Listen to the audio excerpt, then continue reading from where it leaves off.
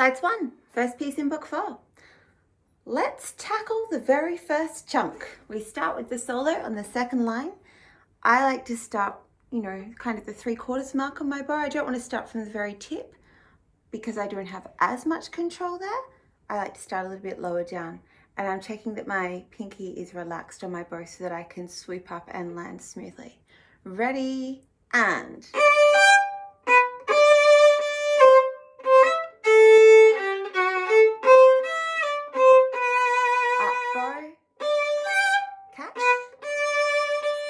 catch,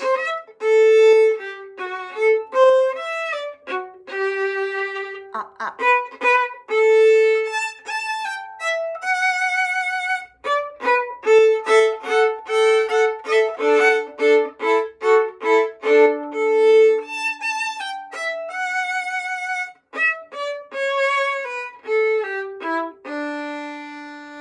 and then the piano cuts in. So let's just go back over that little chunk. We have a few different techniques packed in. We've got this bow action of circling, land on the A,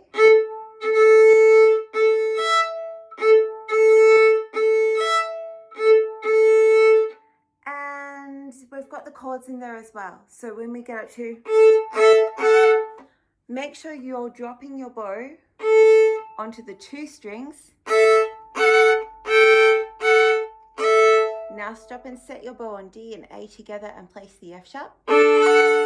Cross to D and A together, and make sure your fingers, just bring your left elbow under so that your fingers hit the D string. Okay, so let's play those 2 bars again. It's the start of the 4th line. Down bow, open A, up, chord, D and A. Your fingers blurring onto the A string, almost put them on G, like put them right on the G side of the D string and lift through a little bit more than you really need to make sure the A string stays free and blank. Again, the chords, ready, down bow first, sweet.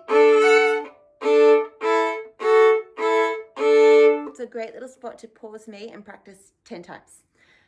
Let's play through that first chunk again and then go on. We get to repeat the same technical ideas, and then we're up to our kind of espressivo solo at bar 48.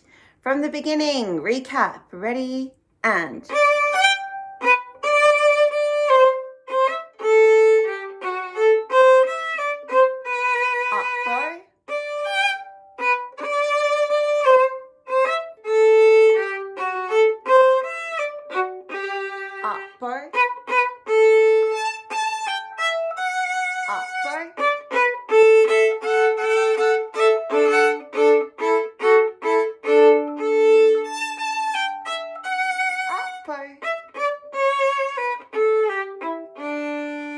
piano. Ready for our turn? Bom, ba.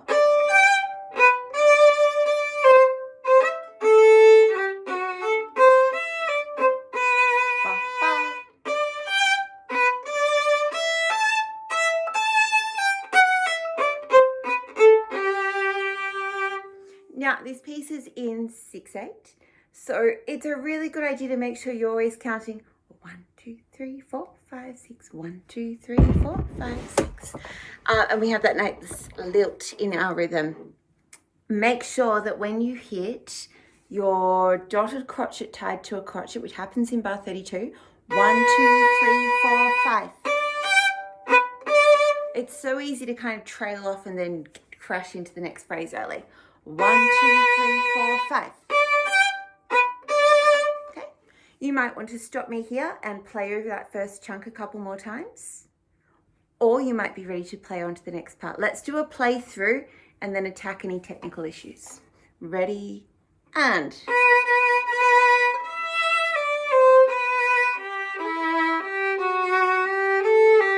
One, two, three, 1.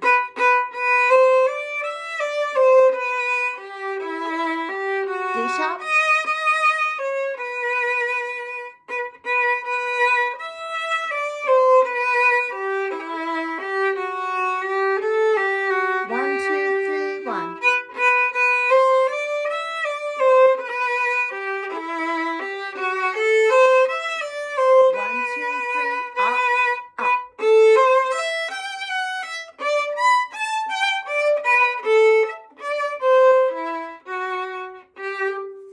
page 2 starts.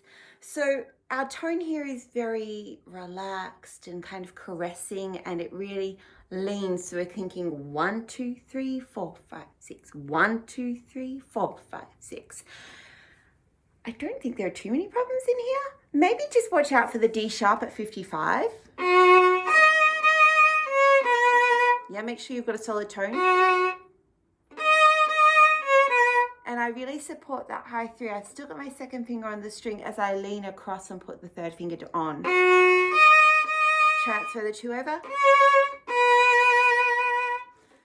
And maybe just smooth out your slurs. Play it one more time with me. And of course, if you run into any hitches, you know to stop and zap them out of existence 5 times. Ready, and...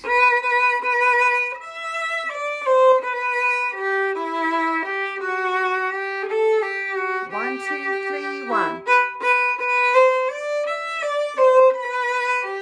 Get ready. Stretch.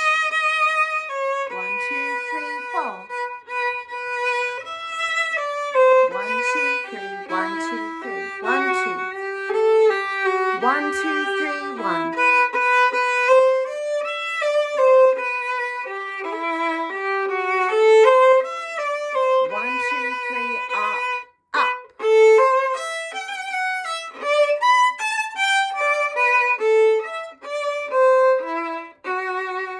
Page 2, which looks a little scary, I admit. There's a lot of notes over there. But first line, second line, repeat the first line, repeat the second line. So the first 4 lines of page 2, buy one, get one free. Let's play it without any slurs first. And you might even want to just have a listen and then stop the video and play your own version.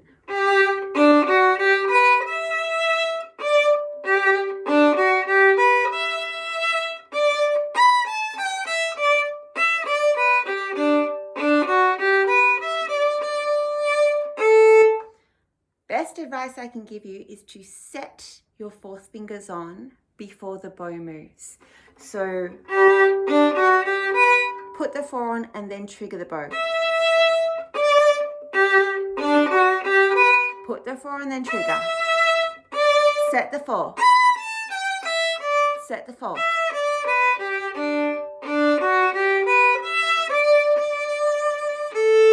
And you can hear a ton of 3rd and 4th fingers in here, which tells us we should have a ton of resonant tone, okay? Every time you play that 3rd finger on D, your G should ring in sympathy.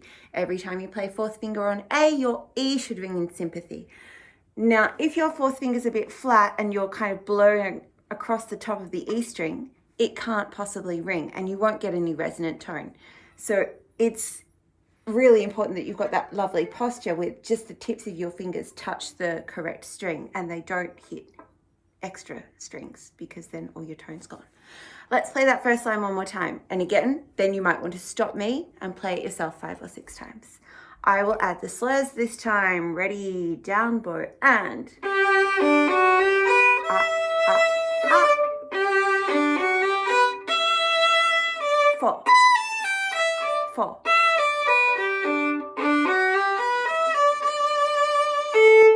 There's our first line. Okay, a little faster.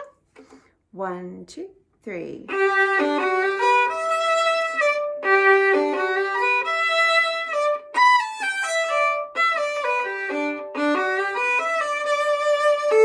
If you're finding that your slurs aren't quite keeping pace with your fingers, an option is to slur staccato, and often in the 3rd bar this is an issue. If you need a bit more precision finding your string crossings, stick the staccato separations in there.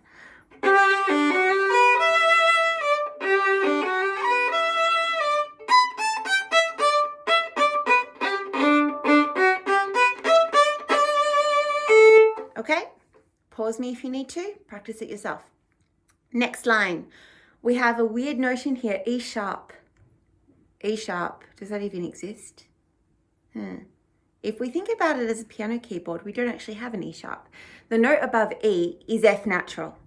So we're kind of thinking about it here as an E sharp so that it's easy for our brains to say, we will use our first finger to play E sharp, and then the second finger plays the F sharp right beside it.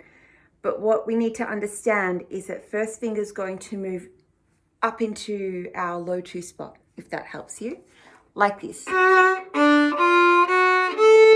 I'll give you the back view so you can see my fingers touch. So I've got my F sharp in tune. E sharp is right beside it. Okay, I'm not shifting position at all. I'm still in first position, but has to happen. Now I think about playing my F sharp and then it's like little relax, put first finger down right beside that warm spot. Da ya da da dum, because it's not as easy as ya da dum. That would be so nice, but Seitz kind of messed around with this by putting an open D in. So you have to use your muscle memory to think about where the second finger was and to pull your first finger forwards. It's a great exercise. Okay, do that again. Now put a little D in there so it's, yep. Go. Again. One more time. Ugh, my brain's starting to go funny. You know, like when you see a word written down lots of times and it just starts looking wrong? E sharp is like that. You hear it enough times, your brain's going, this is really weird, I don't like it. We've got, set that 4 again.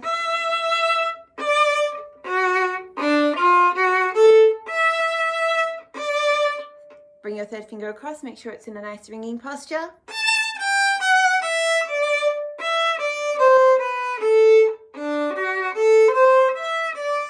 A sharp, low 1. Okay, now the A sharp is an old boring idea. We did extensive research into A sharp back in book 2. Remember playing? Yeah, okay, so that's old. We don't need to worry about it. Let's play that second line again, keeping the bows separate and just focusing on getting the fingers down cleanly, especially the E sharp, F sharp semitone. Ready, set, play.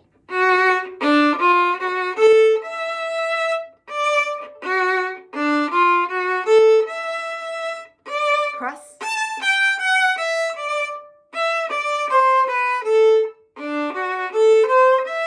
Low 1, bring it up. Cool, let's put the slurs in if you're ready to. If not, keep it separate, of course. Ready, and play.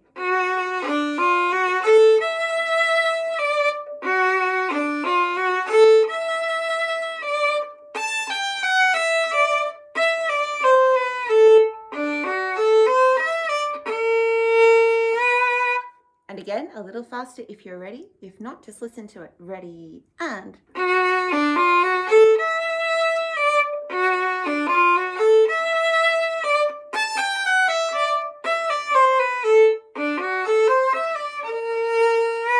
Okay, stop me.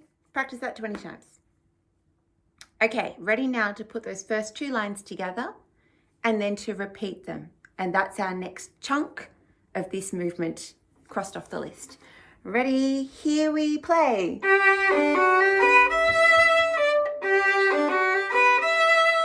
Set, set.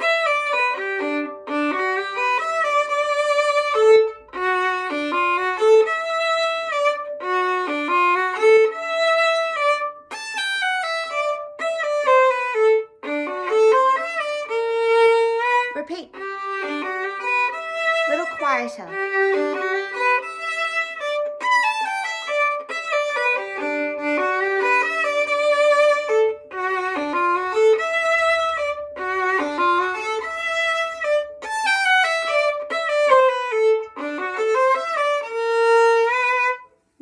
Section, bar 84. It looks a lot like perpetual motion doubles, right? Tucka, tucka, tucka, tucka, tucka, tucka, tucka, tucka, except that we're playing 1, 2, 3, 4, 5, 6, 1, 2, 3, 4, 5, 6.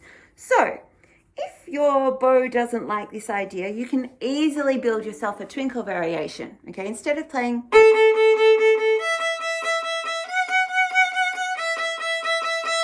just double it. Oh, hold on. That's kookaburra, kookaburra. I have to think about like elephant, elephant, but in doubles. Tucka, tucka, tucka, tucka, tucka, tucka, tucka. Right. It's a little trickier than you think. 1 and 2 and 3 and 1 and 2 and 3 and 1 and 2 and 3 and...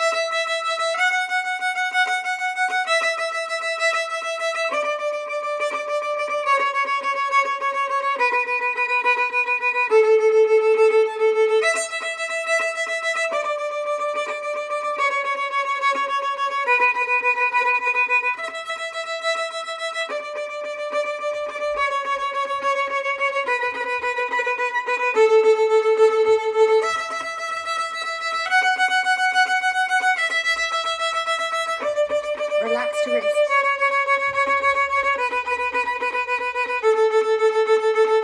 Okay, you might have noticed I'm not using my whole arm and sawing away at the violin because that's hard. I'm relaxing my right wrist a lot.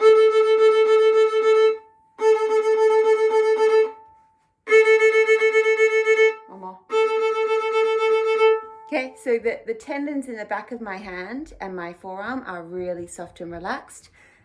Yeah, take your bow hold off and just do this. Bounce, bounce, bounce, bounce, bounce, bounce, bounce. And then if you go back to your perpetual motion doubles, you'll realize you've been doing this for a while already. Okay, it's not a new idea. It's an old idea we're recycling into a new piece. So this brilliant section, I don't usually bother playing it in singles. Maybe I should. I don't know. Maybe I've been doing it wrong. But I'm not going to play it in singles now because that's not what I usually do. Let's play it in hiccups. So we'll make it slightly irregular. Like that. Okay. 1, 2, 3.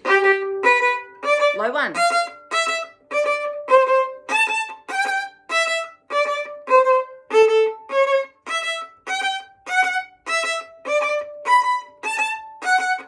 Get your stretch.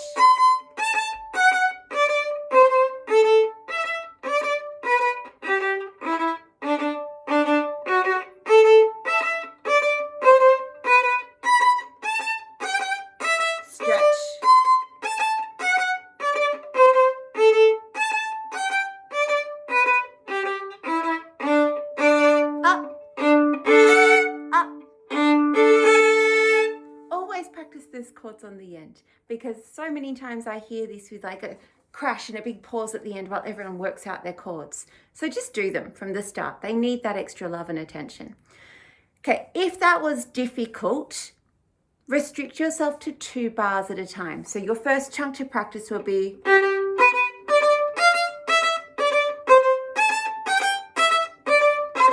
okay, that's the first sentence. Do that 5 times.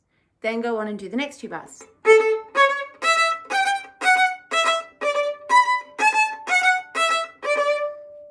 Do that 5 times. Now, for the C that's coming up, the extended 4th finger, make sure you leave your 3rd finger on and use that to support, because you can kind of pivot on a little bit.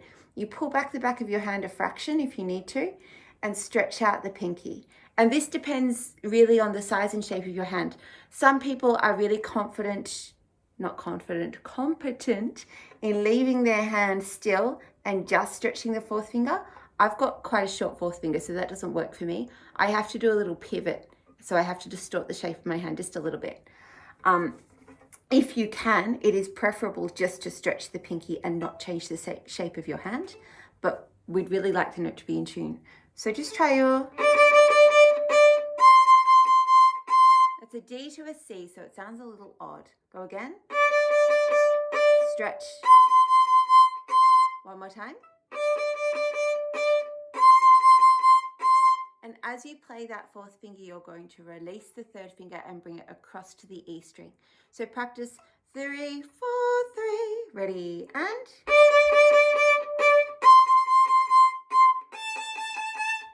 Again, stick with busy, busy, stop, stops, just so you have a little bit of extra thinking and preparation time.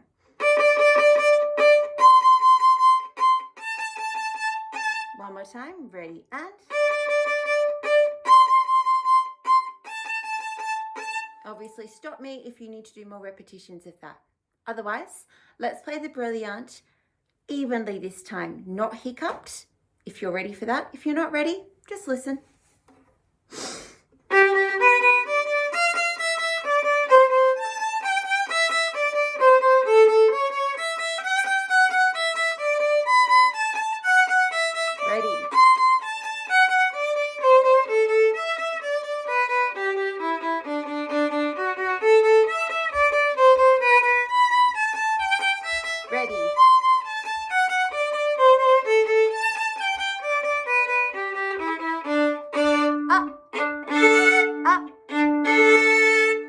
Okay, we haven't talked about the chords. Let's just have a brief chat. Down bow D. On the up bow, put your bow on D and A, set the third finger. Now put the bow on the D string and do a little catch of the up bow like Hunter's Chorus. D, A1. Catch the D again. D, A3. Okay?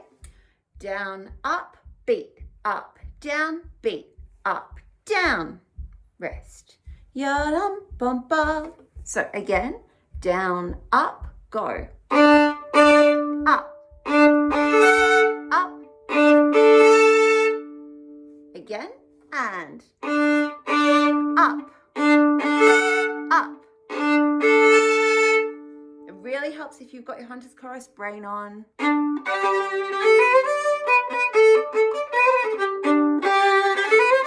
Okay, it's very much that feeling, and staying in the lower half of your bow will help you again.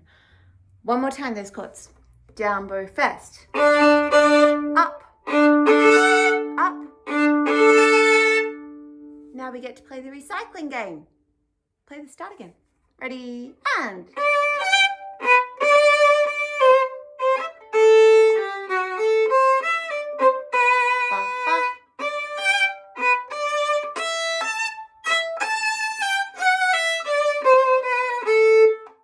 It's dead easy. Have a look at it. 3 1 4 3 2 A 3 1 4 3 2 A 3 1 3 4 3 2 3 1 3 1 D 2 G. And then we have some more chords. Let's play the più mosso, the doubles. Ready? It's bar 103 that I'm talking about.